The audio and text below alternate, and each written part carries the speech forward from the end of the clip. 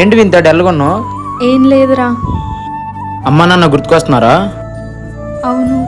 ఏం చేస్తాం లేరా, ఎంత బాధపడినా జరిగిందని మనం మార్చలేంగా. జరగాల్సిన దాని గురించి ఆలోచించు. సరే. అవును, నువ్వేంటి ఆఫీస్కి వెళ్ళలేదా? మా మేనేజర్తో కుంభమేళం చూస్తాను 1 వీక్ లీవ్ తీసుకున్నా. అవునా, మరి ఎప్పుడు వెళ్తున్నావు? ఎక్కడికి వెళ్ళేది, నేను చూస్తా అన్నా, వెళ్తా అనలా.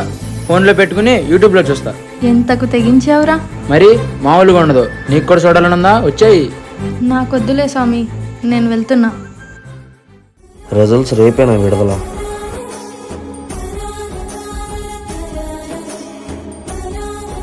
సార్, చదవడమేనా ప్రాక్టీస్ చేయడం ఏమన్నా ఉందా?